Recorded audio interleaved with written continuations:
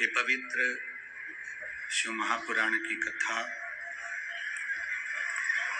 श्रीमती लक्ष्मी देवी सुरेश जी जायसवाल, श्री दीपक जी गोविंद प्रसाद जी जायसवाल, सुदीप्ति दीपक जी जायसवाल, श्री राजकुमार जी सुरेश जी जायसवाल,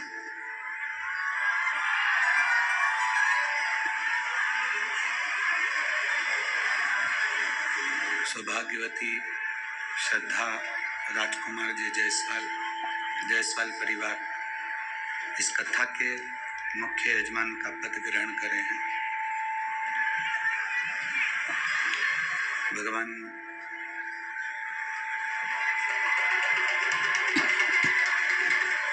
देवाधिदेव महादेव करुणा सागर त्रिकालदर्शी कैलाशी अविनाशी। यहाँ भी आवाज नहीं आ रही है,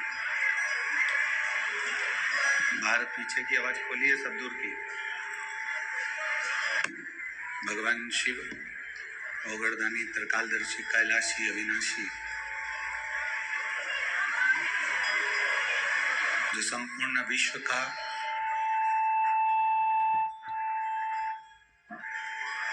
कल्याण करने वाले हैं, संपूर्ण जगत का उद्धार करने वाले हैं।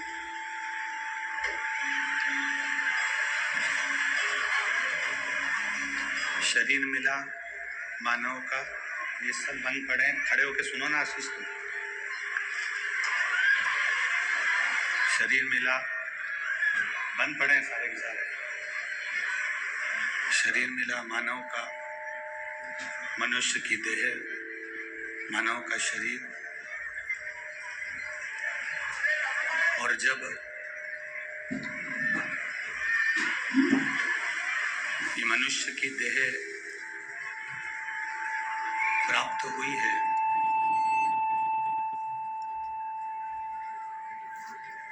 मानव का शरीर प्राप्त हुआ है, तो वह व्यर्थ गंवाने के लिए नहीं हुआ।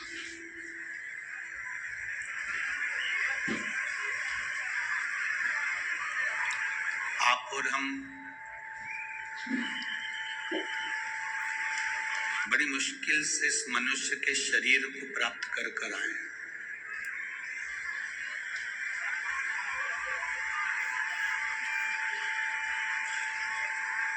और ये मुश्किल से जो मानव का देह मिला है, ये मानव का शरीर मिला है,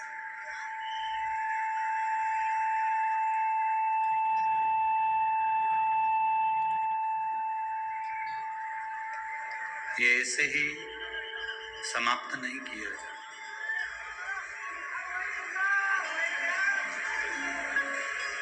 21,600 श्वास प्रतिदिन शरीर में से निकल रही है, रेगुलर चालू है।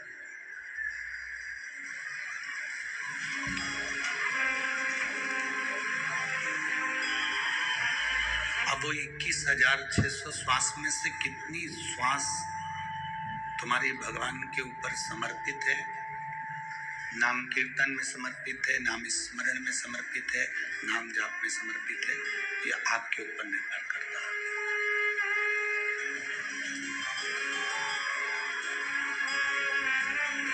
इक्कीस 21,600 श्वास में से कितनी श्वास आप भगवान को दे रहे हैं? 24 घंटे में से कितना समय आप परमात्मा को दे रहे हैं?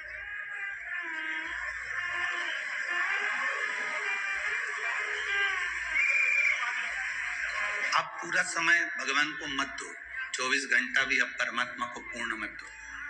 रखो अपने परिवार के लिए, अपने कुटुंब के लिए, अपने नातेदार के लिए, अपने रिश्तेदारों के लिए, अपने लिए समय रखो, मना नहीं करेंगे। आप पूरा समय भले आप परमात्मा को मत दो, पर शिव महापुराण की कथा कहती है कि इतना समय परमात्मा को जरूर देना जितना समय आप दुख की घड़ी में परमात्मा को अपने करीब में खड़ा देखना चाहते हो, उतना समय आप परमात्मा को जरूर दो।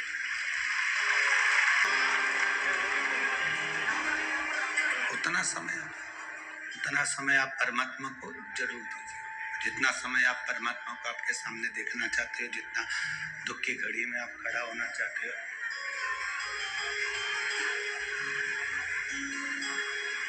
जितना दुख की घड़ी में आप परमात्मा को अपने करीब में देखना चाहते हो, उतना समय आप अवश्य दीजिए।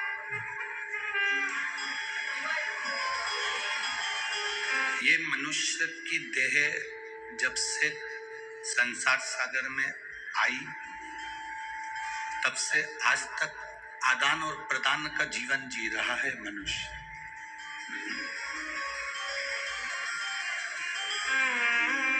पहले का जो समय था, बहुत पहले, आप अपने पूर्वजों से स्मरण करिएगा, या उनके भी पूर्वजों ने जो समय निकाला है, या अब अगर कोई बताने वाला नहीं हो तो किताबों में पढ़िएगा।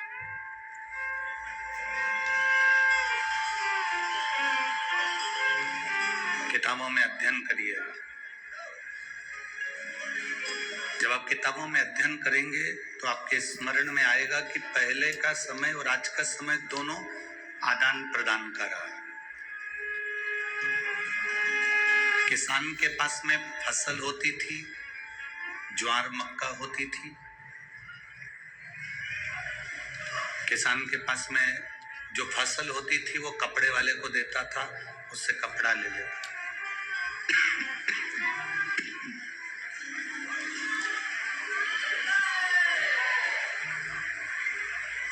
किसान के पास जो फसल होती थी उससे वो कपड़ा ले लेता था। कपड़े वाला किसान से अनाज ले लेता था। किसी के पास में अगर कोई दूसरी वस्तु होती तो वो दूसरी वस्तु देकर दूसरी वस्तु प्राप्त कर लेता था।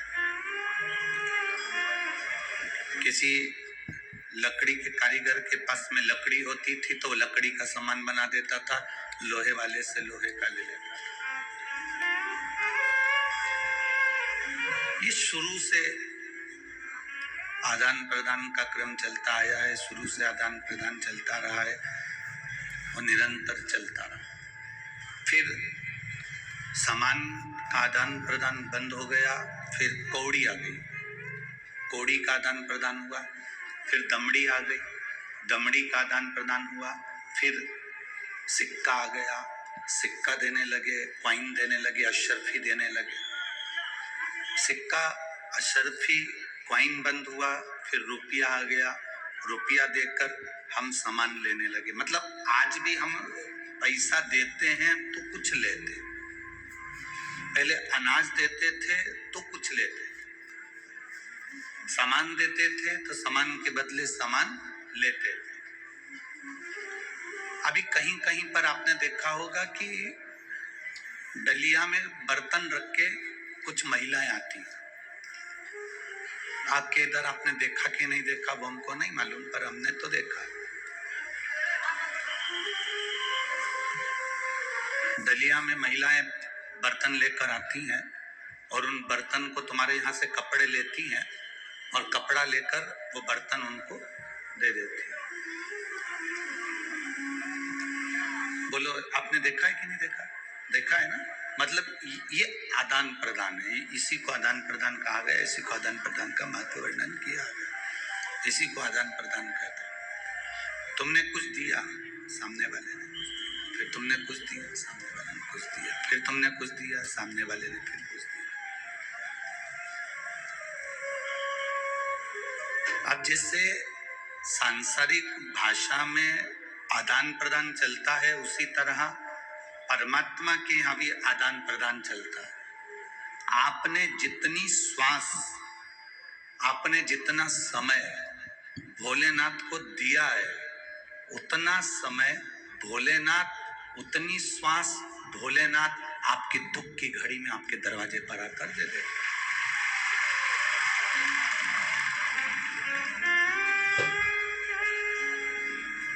बस ये आदान प्रदान है, इसको आदान प्रदान कहा गया है। भगवान भोलेनाथ इसी को आदान प्रदान कहते हैं। आपने अगर एक लोटा जल देवाधिदेव महादेव को दिया है तो महादेव ने आपकी जिंदगी में सारे सुख प्रदान कर दिए, सब दुख समाप्त कर। लोग कहते हैं कि गुरुजी एक लोटा जल सारी समस्या का हल है, ये एक लोटा जल ये सारी समस्या का हल है। तो एक लोटा जल चढ़ा देने पर उसका फल हमें मिलता क्यों है, क्यों प्राप्त होता? हमने प्रदान करना सीखा। हमने भोलेनाथ जी को एक लोटा जल दिया, अब दिया हुआ कभी खाली तो जाएगा नहीं। हमने शिव जी को अगर एक लोटा जल समर्पित करा है, भोलेनाथ जी को एक लोटा जल दिया है, भगवान शंकर को एक लोटा जल अगर हमने समर्पित करा है तो उसका फल इस खाते में।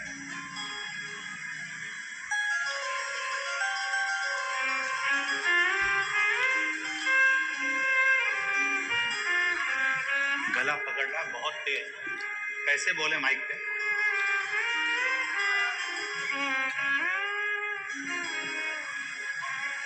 एक लोटा जल यदि हमने किसी को दिया है, एक लोटा जल यदि हम समर्पित करें तो उसका फल क्या मिलता है?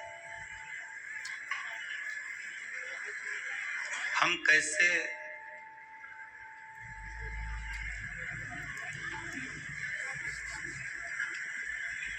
उस जल को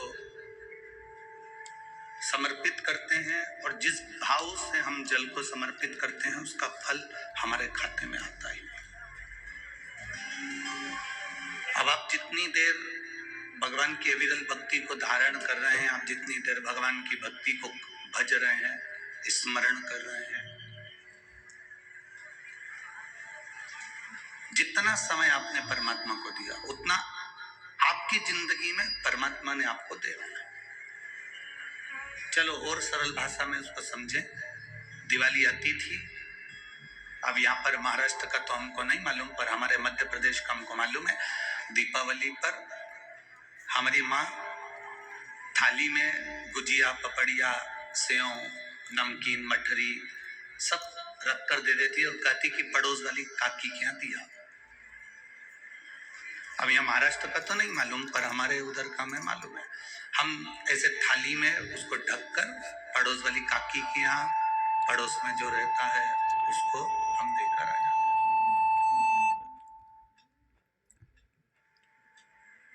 पड़ोस में जो रह रहा होता है हम उसको दे दे। अब पड़ोस में जो रहता है उसको हमने दिया।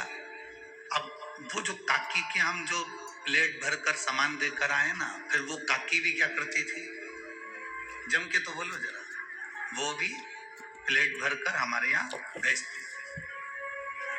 आपने देखा है कि नहीं देखा? सबने देखा है ना।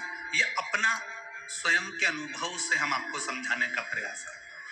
हमने काकी जी के यहाँ दिया तो काकी जी ने हमारे यहाँ दिया, हमने बुआ जी के यहाँ दिया तो बुआ जी ने हमारे यहाँ दिया। शादी में गए, हमने अगर 500 का लिफाफा दिया तो उसने लिख के रखा और हमारे यहाँ की शादी में भी उसने 500 का लिफाफा दिया। अब इसी बात को हमें पकड़ कर रखना है कि हमने अगर भगवान का नाम लिया है, भगवान का नाम जाप किया है, भगवान की अविरल भक्ति धारण करी है, भगवान का स्मरण किया है, तो ये मान कर चलना कि तुमने भगवान को समय दिया है तो परमात्मा भी तुम्हें एक ना एक दिन समय निकाल कर देखो। इतना गुस्सा करते हैं।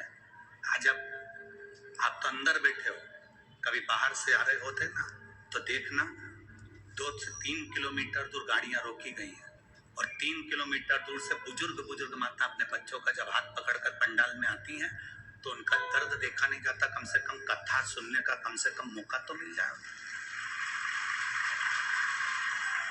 वो इतनी दूर चलकर आ रही है, उसको कथा भी सुनने को नहीं मिले तो फिर तो बेकार जीवन क्यों आए हम यहाँ पर, और क्यों लाखों रुपए फिर माइक वाला लेता है अगर व्यवस्था नहीं दे पाते।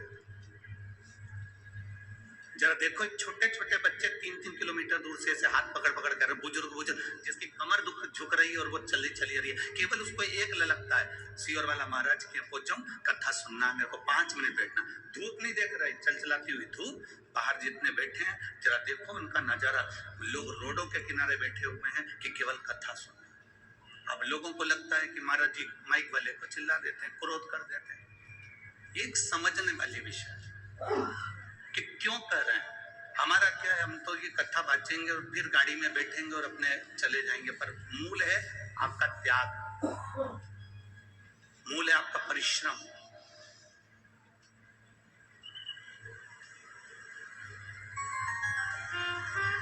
एक स्मरण का जीवन आनंद, अविरल भक्ति का जीवन,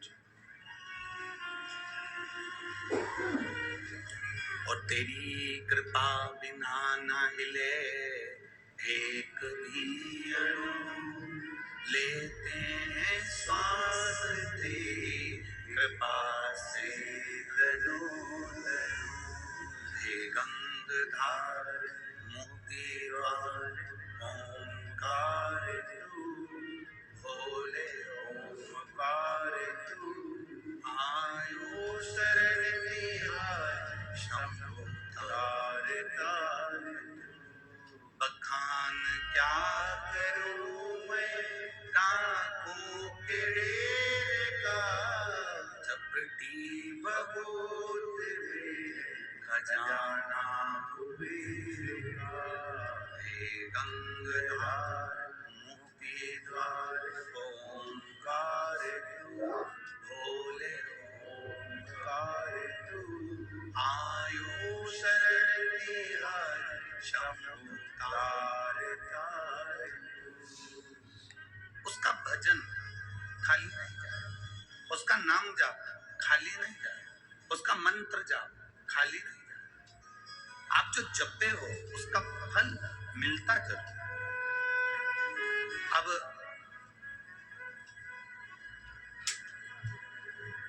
रोड के किनारे किनारे चलकर देखना, रोड के किनारे किनारे जितने पेड़ लगे होते हैं उन पेड़ों पर वन विभाग वाले कलर पोत देते हैं, देखा है आप लोगों ने? उन रोडों के किनारे पर जितने पेड़ लगे हुए हैं, जितने वृक्ष लगे हैं, उस पर उन्होंने कलर पोत दिया, कोई पे सफेद, वन विभाग का जो भी कलर होता है वो उस पर पोत दिया जाता है। अब जब कलर पुत गया पेड़ के ऊपर, वृक्ष के ऊपर कलर पुत गया, तो वो पेड़ किसका हो गया? वो तुम्हारा है क्या? जम के तो बोलो नहीं। किसका है? सरकार का। वन विभाग का हो गया, सरकार का हो गया। सरकार ने, इसीलिए तुम जब वोट डालने के लिए जाते हो तो तुम्हारी उंगली पे भी कलर लगा दिया जाता है कि तुम इतनी देर के लिए सरकार के हो। जब तुम्हारी उंगली पर कलर लगाया तो उतनी देर तुमने मतलब सरकार का काम किया, तुमने वोटिंग करी, उतनी देर तुम सरकार के हो। पेड़ पर कलर लगा दिया, वृक्ष पर कलर लगा दिया, वृक्ष पर कलर पोता तो ये मालूम पड़ जाता है कि ये सरकार का है। उसी तरह जैसे पेड़ पे कलर देखकर पहचाना जाता है कि ये सरकार का है, उसी तरह हमारे गले में जब रुद्राक्ष की माला होती है या तुलसी की माला होती है या मस्तक पर तिलक होता है तो पहचान जाता है कि ये भोलेनाथ का। पेड़ सरकार का है तो अपन भी उस सरकार के, अपन भी उस परमात्मा के।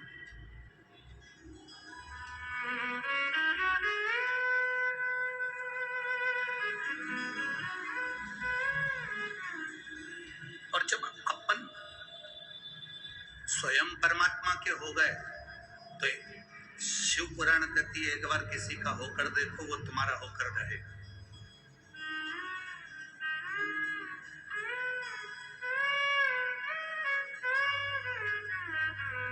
एक दरवाजे पर 4 बजे गाय को रोटी मिलती है। कितनी बजे? 4 बजे। प्रैक्टिकल करना, सियोर वाला महाराज झूठ तो नहीं बोल रहा है। प्रैक्टिकल करते रहना चाहिए, प्रैक्टिकल करने में पीछे नहीं हटना।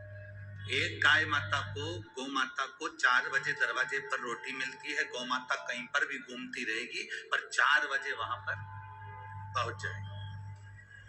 आप लोगों ने देखा होगा, आपके यहाँ अगर 12:30 बजे रोटी मिलती है तो वो 12:30 बजे पहुंचेगी। 1 बजे रोटी मिलती है तो वो 1 बजे पहुंचेगी। 5 बजे रोटी मिलती है तो वो 5 बजे पहुंचेगी। ये गौ माता का नियम है। वो घड़ी नहीं बांधती, इसके बाद भी समय पर वो तुम्हारे दरवाजे पर खड़ी मिलती है। क्यों? क्योंकि तुमने उसको रोटी दी तो वो अपना कर्जा चुकाने के लिए, अब वहां दरवाजे पर रोटी मिले चाहे ना मिले, वो 4 बजे आकर खड़ी हो गई। खड़ी हो गई, उसने तुम्हारे घर की ओर मुख करा, तुम्हारे घर की ओर देखना प्रारंभ करा। अब तुम समझ रहे हो कि वो 4 बजे उसको रोटी मिलती थी तो वो 4 बजे रोटी लेने के लिए आई है। ना ना ना, वो अपना कर्जा चुकाने के लिए आई है। 4 बजे आके वो तुम्हारे दरवाजे पर खड़ी हो जाती है। शास्त्र कहता है गौ माता का मुख जिस दरवाजे की ओर होता है और गौ माता दरवाजे की ओर खड़े होकर जितनी देर श्वास लेती है उतनी देर घर में जो नेगेटिवता रहती है, जो दुख, जो तकलीफ, जो कष्ट रहता है, गौ माता उसको श्वास के माध्यम से खींच लेती है। अब तुमको क्या लग रहा है कि वो 4 बजे रोटी मिलती थी इसलिए वो 4 बजे आ गए, 5 बजे रोटी मिलती थी तो 5 बजे आ गई। तुम भले रोटी मत दो, वो 4 बजे आके खड़ी होकर अपना कर्जा अदा करेगी, अपना कर चुकाएगी, अपना जो फर्ज है वो पूर्ण करेगी। अर्थात तुम्हारे घर के दुख को, तुम्हारे घर के तकलीफ को, तुम्हारे घर के कष्ट को वो गौ माता खींच लेगी।